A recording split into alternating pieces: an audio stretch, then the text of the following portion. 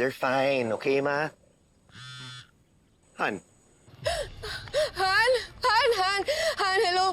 By any chance ba kung tumawag si Libby sa'yo? ha? Hindi pa kayo magkasama? Cannot be reached kasi siya. Wait, what's happening? Han, pumunta lang ako sa suki ko. Hindi ko naman alam na mawawala siya agad. What? Ano? Ano nangyayari? Ito na nga ba'y sinasabi ko, Shirley naman? Han, may pinuntahan lang akong client. Look, I don't care kung anong ginagawa mo. You promised to take care of her. Ito na, iuwi ko siya. Pangako ko, Han, iuwi ko yung anak ko. Ibalik mo na ligtas ang anak ko.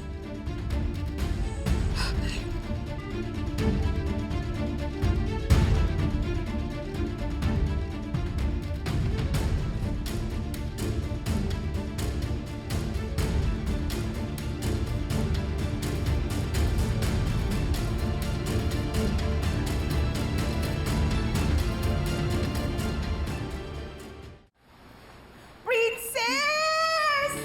Naku! Hindi na ako makatiis. Dumaan na ako dito. Tanggap ka na, no? Kanina po naitimbri sa akin ni Onse. At dahil dyan, super special ang lulutuin kong pansit para sa'yo mamaya. Talaga po ba? Of Sweet niya course! naman. Naku, kanina pa ba naman magmamala ng pagka-sweet si Onse? Sumama mo, dinamay pa ako. Pero ito, Kosa, simula ngayon, isa-celebrate natin ang bawat panalo. Malaki man yan o maliit. Salamat, Kosa. Sige po, sabihan ko lang si tatay na pupunta kami sa inyo mamaya, ah. Sige. Sabihan ka na. Mamaya magdapat ka na, ha? Wala nang savior na eksena. Bilisan mo, galing-galingan mo, lagot ka sa akin. Alam niyo,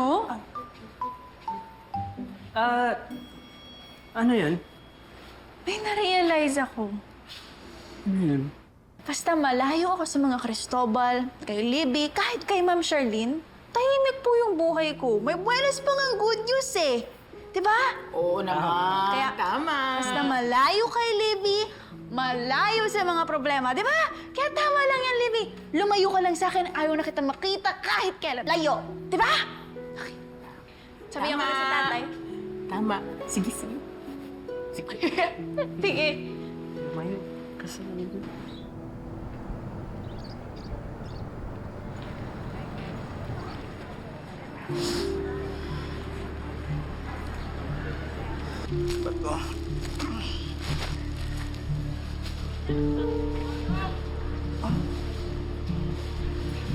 There you go.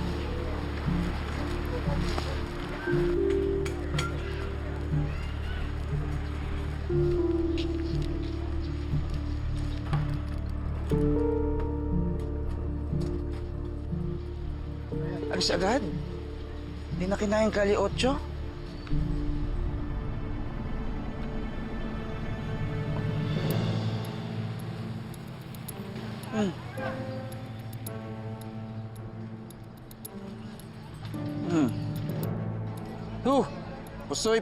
Pusoy, focus sa work, focus!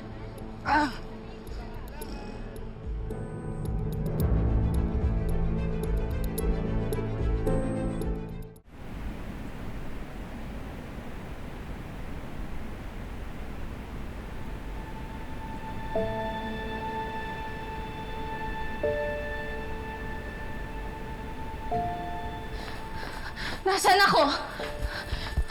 Anong gagawin niyo sa akin? Help! Help! Ano ba?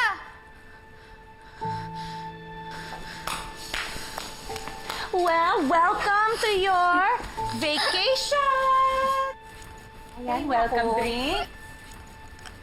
Welcome. Welcome back. At Kaz, para iwasabi tayo, mag-recap tayo ng plano. Ang galing talaga ng team ko. Yan ang gusto ko eh. Napaka-competitive, napaka-sigurista. So, ngayon, ang alam nila, nawawala si Libby. Habang bantay ng magaling niyang nanay. Pwede ngayon, nagpapanit na sila. At wala silang ibang masisisi kung hindi si Shirley.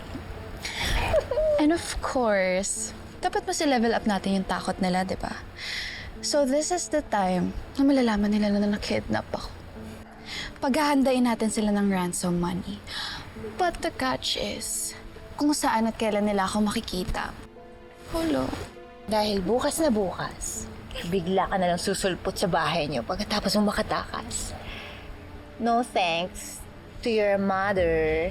Napabaya. Basta bibigyan natin sila ng isang gabi na pinapagalitan lang si Charlene para makita ni Raymond na isa siyang pabayang ina at hindi mabuting asawa.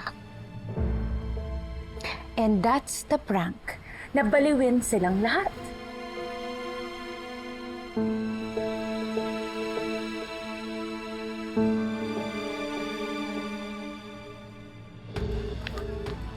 Libby, asan ka na ba? Anak ko, asan ka na ba?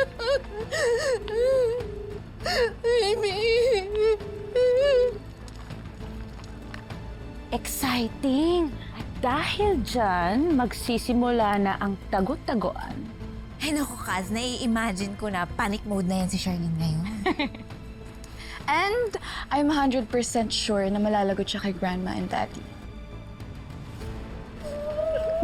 Bye, Daddy! Cheers!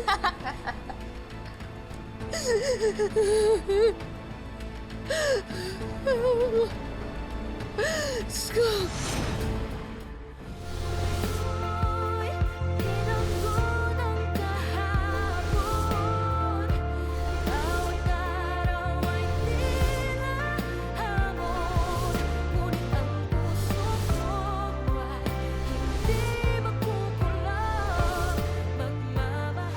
Ganda ka ng milyones mo kung gusto mo pang makita tong anak mo. Saan tayo magkikita? Dadali ko yung pera. Huwag niyo lang sasaktan yung anak ko, please. Raymond, iho, tumawag si General. Na-identify na yung lalaki sa video at pinapahunting na sa mga pulis. May copy ba kayo ng video? It's him! Eh bakit ando dun siya sa area kung saan kinidnap si Libby? Oo nga. Ma'am, sir, kasi doon po ako nagtatrabaho. Totoo, nakita ko si Libby, pero nakita ko rin siyang sumakay sa loob ng itim na van. Kusa siyang sumakay. Walang namuwersa sa kanya. Wala po! Sinungaling! Kita-kita ko siya yung kumidnap sa akin at narinig ko siya. Kausap niya yung mastermind ng kidnapping, si Princess!